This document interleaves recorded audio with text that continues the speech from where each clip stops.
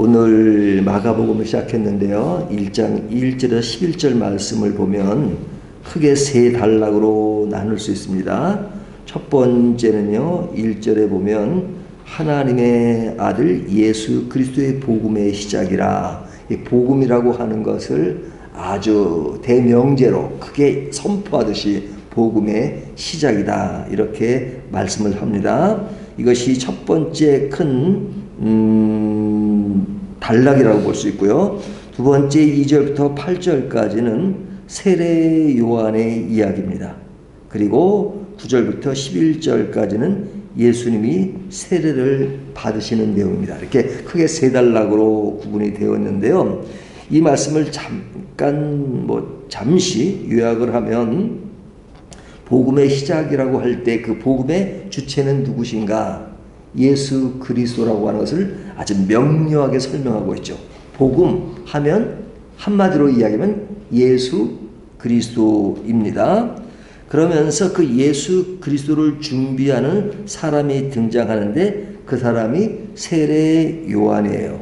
그 세례 요한은 구약에 예언된 인물이다 하는 것을 이야기하죠. 2절에 보면 선지자 이사야의 글에 보라, 내가 내 사자를 내 앞에 보내리니 그가 내 길을 준비하리라 해서 이 구약에 예언된 인물인 세례 요한을 소개합니다. 이사야 40장 3절 말씀에 나오는 것이죠. 거기뿐만 아니라 말라기 3장 1절에 보면 그것이 성취된 것을 이야기합니다. 그리고 이 사람이 구약에 예언된 자로서 와서 하는 일이 뭐냐?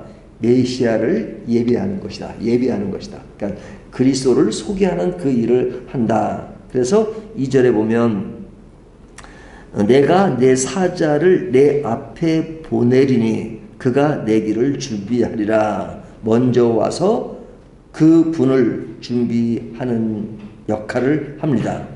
그리고 그 역할이 뭐냐? 3절에 보면 광야에 외치는 자의 소리가 있어 이르되 너희는 주의 길을 준비하라. 그의 오실 길을 곧게 하라. 기록된 것과 같이. 자, 이 사람은 어떤 사람이라고요? 광야에 외치는 자의 소리. 여기 보면 그 주체가 뭡니까? 사람입니까? 소리입니까? 소리죠. 그러니까 광야의 소리를 외치는 자가 아니라 광야에 외치는 자의 소리. 그러니까 소리로서 그 역할을 감당한다는 그런 이미지를 주고 있습니다. 그러니까 이 소리가 강조되는 것은 뭐예요? 이 소리라고 하는 것은 이렇게 탁 이렇게 나면 사람한테 들리잖아요. 하지만 순간 없어져 버리죠. 제가 말을 한다 하면 조금 전에 말을 했지만 멈추면 소리가 사라지잖아요. 하지만 소리 자체는 물리적으로 사라지지만 그 소리가 담고 있는 내용은 우리의 마음속에, 우리의 내리 속에 굉장히 오랫동안 새겨질 수 있죠. 그러니까 소리라는 것이 굉장히 어떤 심오한 의미를 줍니다. 그러니까 세례 요한이 나는 광야에 외치는 자의 소리다. 그러니까 그의 존재는 소리처럼 사라져요. 하지만 그 소리의 내용에 있어서는 굉장히 중요한 것을 담고 있어요. 그 소리의 내용이 뭐냐? 바로 그가 예수 그리스도를 소개하는 자, 준비하는 자니까 그 예수 그리스도에 관한 것은 아주 깊고 명료하고, 그리고 복음의 핵심이지만 자기 존재 자체는 그냥 사라지는 자다 하는 것을 암시하고 있어요. 그러면서 그가 어떤 생활을 하고 있느냐? 6절에 보면 요한은 낙타 털 옷을 입고 허리에 가죽띠를 띠고 메뚜기와 석청을 먹더라.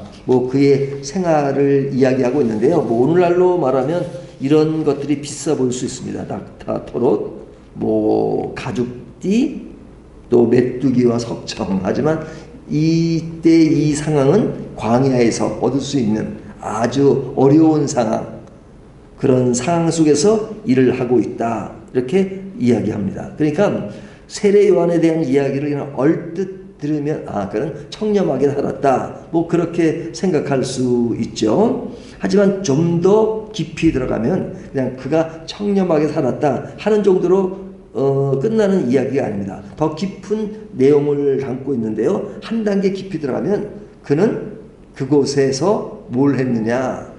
예수 그리스도를 알리는 메신저로서의 역할도 하지만 그러나 거기서 세례를 베풀었다는 겁니다. 세례를 베풀었다. 그러니까 세례를 베푼다는 것은 뭐냐면 죄인이 의롭게 되는 것을 상징하는 겁니다. 죄인이 의롭게 되는 것을. 그러니까 이 세례할 때 보면은 뭐 요즘은 이제 세례를 하지만 이 침례를 했잖아요. 옛날에. 그러니까 지금 침례 교사는 다 지금도 침례를 하는데 이렇게 물 속에 들어갔다 나오잖아요. 근데 그것이 어떤 상징적 의미가 있기 때문에 전 교회에서 보통 장로교에서는 세례를 이렇게 주잖아요. 의미만 부여하는 거죠. 근데 이제 세례라는 것이 이렇게 물 속에 들어갔다는 것은 죽었다는 것을 상징하죠. 예수 그리스도의 죽으심 같이 죽었다가 다시 나오는 것은 부활을 상징한단 말이죠. 그러니까 죽었다가 살아난다는 것. 그것은 뭐냐면 죄인된 사람으로서 의롭게 되는 것을 상징하는 거죠. 그러니까 세례 요한이 그 세례를 베푸는 일을 했어요. 그러면서 그 세례를 베풀면서 메시지를 전하죠. 예? 어떤 메시지? 나는 뭐 이런 자다. 회개하라. 천국이 가까웠느니라 하는 메시지를 전하고 바리새인들과 그런 사람이 할 때 독사의 자식들아 뭐 이런 그런 아주 강한 어조로 그들을 질책하면서 회개에 합당한 열매를 맺어라 하는 그런 메시지를 전합니다. 그러니까 앞에서 세례 요한의 어떤 생활을 보면 청렴하게 살자라는 생각을 할 수 있지만 지금 그가 하는 사역을 보면 그의 사역이 어떤 것인가 하는 것들을 느끼게 하죠. 자, 근데 그것이 다냐? 아닙니다. 더 중요한 얘기가 나오는데 그것은 예수님이 세례 요한에게 세례를 받는 겁니다. 앞의 이야기를 보면 세례 요한의 이야기가 주를 이루잖아요. 예수님 이야기보다도 세례 요한이 많이 나오기 때문에 세례 요한이 마치 주연인 것 같고 예수님은 조연인 것처럼 보입니다. 하지만 뒤에 나오는 이야기를 보면 예수님이 세례 요한에게 세례를 받아요. 그러니까 세례 요한이 뭐라고 얘기하냐면 아니 세례는 내가 받아야지 어떻게 예수님이 받을 수 있냐고 하잖아요. 하지만 예수님이 그에게 말하기를 허락하라. 하나님의 의를 이루는 것이 합당하니라 하는 이야기를 하죠. 그러니까 오늘 본문의 핵심은 바로 거기에 있습니다. 예수님이 왜 세례 요한에게 세례를 받으시는가? 사실은 세례 요한은 죄인이고 또 주님을 예비하는 자고 엄밀하게 따지면 그가 주연이 아니라 조연이고 그리고 그가 세례받는 것은 죄인이 의롭게 되는 걸 받는 것이라면 예수님은 죄인이 아니기 때문에 굳이 세례를 받을 이유가 없는 거죠. 죄가 없으신 분이니까. 그러니까 죄가 없으신 분이 죄인에게 세례를 줘야죠. 그런 의미에서 세례 요한이 세례를 받아야 되는 거예요. 하지만 본문에 보면 세례 요한이 세례를 받는 것이 아니라 예수님이 세례를 받는 그 이유가 뭐냐? 그것에 핵심 포인트가 있습니다. 마가는 지금 이런 사건들을 그냥 드라마틱하게 엮어가잖아요. 단순히 드라마틱하게 엮어가는 것이 아니라 그 속에 가장 중요한 의미는 바로 복음의 시작이다. 그 복음이 누구냐? 예수 그리스도가 누구냐를 지금 이야기하고 싶은 거잖아요. 그 첫째가 뭐냐면 예수님이 왜 죄인이 아님에도 불구하고 죄인인 세례 요한에게 세례를 받느냐 하는 것이 핵심입니다. 그 핵심은 뭐냐? 그것은 우리가 마가복음뿐 아니라 마태복음에서도 이 사건이 나타나잖아요. 예수님이 세례 요한에게 허락하라 이렇게 말씀합니다. 허락하라. 왜? 이것은 의를 이루는 것이 합당하기 때문에. 그러니까 의를 이룬다는 것이 뭐냐?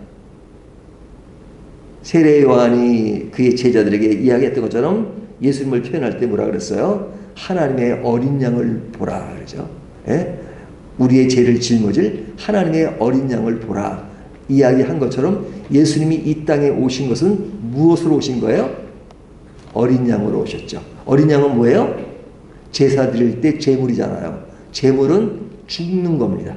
제사를 때 죽는 겁니다. 그러니까 예수님이 오신 것은 십자가를 지기 위해서 오신 거예요. 왜 십자가를 지시냐? 그분이 하나님의 아들임에도 불구하고 십자가를 지어야 하는 것은 우리 인간의 죄를 용서하기 위해서, 용서해서 새로운 피조물이 되게 하기 위해서, 그래서 그 인간이 죄인으로서 받아야 될 모든 대가를 그분이 대신 받기 위해서 예수님은 어린 양으로 오신 것이죠. 어린 양으로 오시려면, 또 제사의 제물이 되려면 죄인은 아니시지만 죄인의 입장에 서야 되는 것이죠.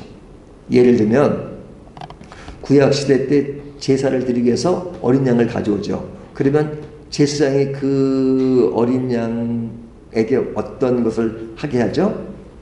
제물을 가져온 사람이 어린 양에게 손을 대기도 하고, 그러죠? 그건 뭐냐면 정가를 시키죠. 그러니까 죄의 싹은 사망이니까 죽여야 되는 겁니다. 죄인은 죽여야 돼. 근데 사람을 죽일 수가 없잖아요. 그러니까 사람인 그 죄인이 자기 죄를 어린 양에게 전가시키는 겁니다. 내 죄, 내가 다 너한테 옮긴다. 그리고 이제 그 죄를 옮겨요. 그러면 옮긴 그 양은 죄를 다 받아서 그냥 그 죄에 대한 대가를 지불하는 거죠. 물론 상징적 의미죠. 상징적 의미죠. 그러니까 제사의 상징적 의미. 그래서 구약의 제사가 사실은 완벽한 건 아니죠. 그 제사가 오실 메시아에 대한 예표로서 이루어지고 있는데, 실제 그분이 오셔서 우리의 모든 죄를 담당하기 위해서는 죄인이 아니시지만 죄인의 입장에서 죽으셔야 되잖아요. 십자가에.